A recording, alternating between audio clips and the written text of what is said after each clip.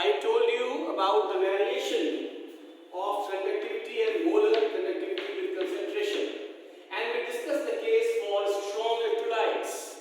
I gave you a diagram where I plotted lambda m versus under root c or c half for KCl and HCl. And now the same thing I am going to discuss, that is the variation of lambda m with concentration for weak electrolytes. We see here variation of molar conductivity with concentration for weak electrolytes.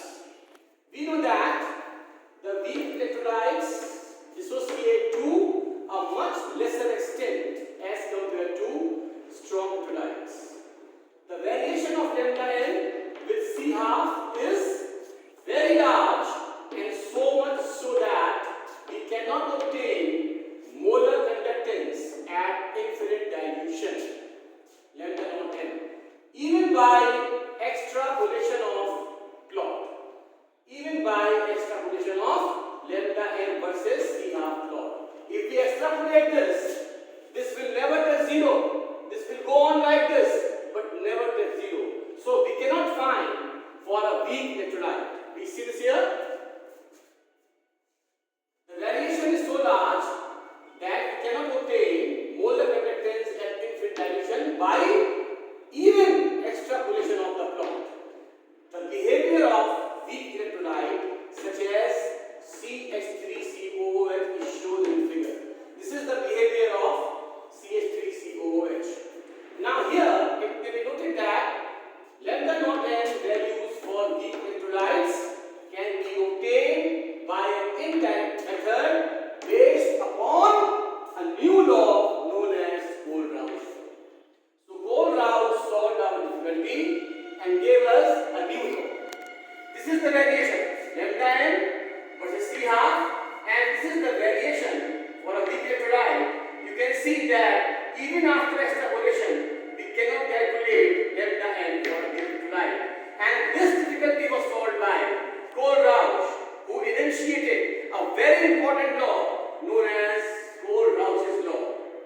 Rausch postulated a law known as Rausch's law of independent migration of ions, which states that at infinite dilution, when the dissociation is complete, each ion makes a definite contribution towards molar conductance of the electrolyte, irrespective of the nature of the other ion with which it is associated.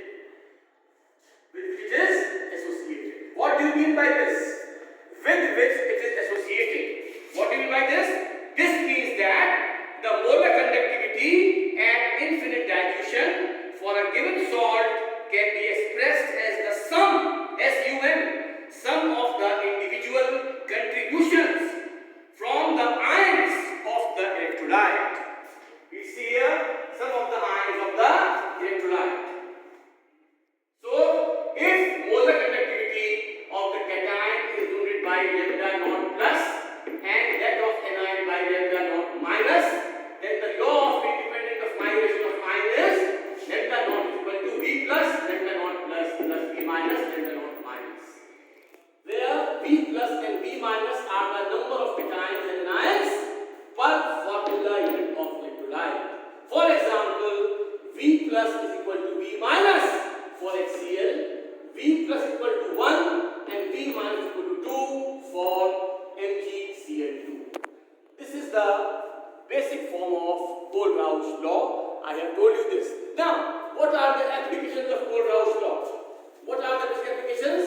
Here, some of the important applications are that calculation of molar conductance at infinite dilution for weak electrolytes.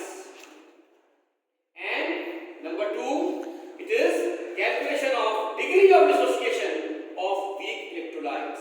How do we calculate the degree of dissociation for a weak electrolyte? Degree of dissociation alpha for a weak electrolyte is given by the formula alpha is equal to lambda m upon lambda naught n. Lambda upon lambda naught n.